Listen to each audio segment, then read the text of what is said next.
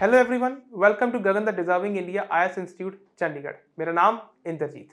आज हम लोग डिस्कस करेंगे एक बहुत इंपॉर्टेंट टॉपिक को which is about the constitutionality या constitutional provisions of a person sitting on two simultaneous seats. अगर कोई व्यक्ति डुअल सीट्स यानी एक ही समय पर दो लोकसभा की सीटों से जीत जाता है तब क्या होता है, ड्यूल सीट रेगुलेशंस क्या कहते हैं, इसके ऊपर संविधान क्या कहता है, या कोई भी अगर इसके रिगार्डिंग कोई और लॉ है जैसे रिप्रेजेंटेशन ऑफ पीपल एक्ट 1951 वो क्या कहता है, राइट। आगे देखते हैं। अंडर द कॉन्स्टिट्यूशन कोई भी एक व्यक्ति दो साइमल्टेनियसली दो जगह से सीट नहीं लड़ सकता है या दो हाउसेस का इकट्ठे मेंबर नहीं हो सकता है। Under the constitution of India an individual can not पर ध्यान देना है, can not simultaneously B member of both the houses of parliament.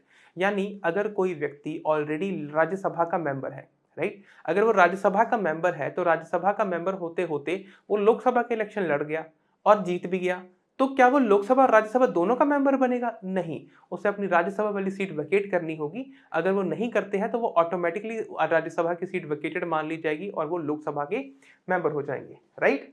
Next देखो, लोकसभा एंड राज्यसभा मेंबरशिप, जो बात मैंने अभी बोली है। If a person is elected simultaneously to both Lok Sabha and Rajya Sabha, तो 10 दिन के अंदर अंदर उन्हें चूज करना होगा कि वो कौन से हाउस में अपनी सीट को रिटेन करना चाहते हैं। अगर नहीं करते हैं तो हम मान लेंगे कि राज्यसभा वाली जो सीट है वो वेकेंट हो जाएगी। हम अज्यूम कर लेंगे कि उन्होंने लोकसभा को प्रायोरिटी दे दी है। आगे देखो, करंट हाउस मेंबरशिप। अगर कोई व्यक्ति एट द सेम टाइम, जैसे a person who is already a member of house and wins an election on the other house must vacate their seat. अगर वो ऑलरेडी किसी हाउस के मेंबर हैं तो उन्हें अपनी हाउस से जो इसमें वो करंटली मेंबर है वहां से विकेट करनी होगी immediately upon being declared elected. जैसे वही बात, a person sitting in Rajya Sabha member who wins the Lok Sabha election will automatically, ध्यान देना इस वर्ड के ऊपर, automatically vacate their Rajya Sabha seat on the date they are declared elected to the Lok Sabha. ऐसे ही जैसे मई 23 को या मई 25 को ऐसे जब रिजल्ट आता है, जब 4 जून को रिजल्ट आया, तो बहुत से ऐसे मेंबर्स थे जिनकी सीट वेकेट हो गई राज्यसभा में से। क्यों? क्योंकि वो राज्यसभा के मेंबर पहले ही थे और उन्होंने लोकसभा के इलेक्शन लड़े और लोकसभा के इलेक्शन जीत गए। Election to to Lok Sabha seat, यहां पर हम एग्जांपल ले सकते हैं राहुल गांधी जी की। देखो, एन इंडिविजुअल कैन कंटेस्ट कर सकते हैं, पर एक ही टाइम पे वो दो अलग अलग इलाकों को या कॉन्स्टिट्यूंसीज को रिप्रेजेंट थोड़ी कर सकते हैं। A individual can contest from two parliamentary constituencies but must resign from one seat if elected to both. जैसे राहुल गांधी जी रायबरेली से भी इलेक्शन लड़े और वायनाड से भी, तो अब दोनों जगह वो जीत भी गए। तो उन्हें अब चूज करना होगा कि रायबरेली को रिप्रेजेंट करेंगे या वायनाड को रिप्रेजेंट करेंगे। अल्टीमेटली वो एक सीट को खाली करेंगे या वहां से अपना इस्तीफा देंगे। अब इस्तीफा देंगे तो वहां पर क्या होगा? वहां पर होंगे बाई इलेक्शंस। बाई इलेक्शंस मतलब सभी इलेक्शंस हो चुके हैं पर क्योंकि वहां के एमपी ने रिजाइन कर दिया है तो वहां पर दोबारा से इलेक्शंस होंगे।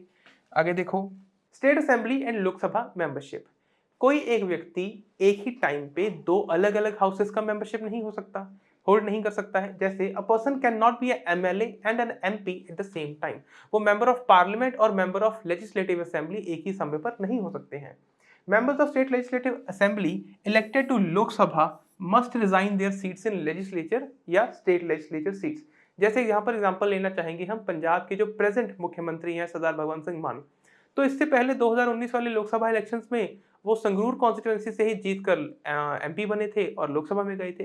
पर जब पंजाब में इलेक्शंस हुए, असेंबली इलेक्शंस हुए, तो उन्होंने वहीं पर धूरी कॉन्स्टिट्यूंसी है वहां से एमएलए के इलेक्शन लड़े और वो जीत गए। तो उन्होंने अपनी लोकसभा वाली सीट को विकेट किया और एमएलए के रूप में कंटिन्यू किया और बाद में सीएम बने। हमें समझना क्या है? हमें समझना ये है कि representation of people's act and the constitution as well दोनों ही ये अलाउ नहीं करते हैं कि भाई कोई एक व्यक्ति एक ही समय पर दो अलग अलग हाउसेस का मेंबर बने, राइट। आई होप यहाँ तक की बात समझ आ गई होगी। If they fail to resign within a period, their Lok Sabha seat will be automatically fall vacant। अगर वो नहीं करते हैं तो, अगर कर देते हैं तो ऑब्वियसली आगे चलेंगे। इसकी हिस्टोरिकल एग्जांपल देख लेते हैं।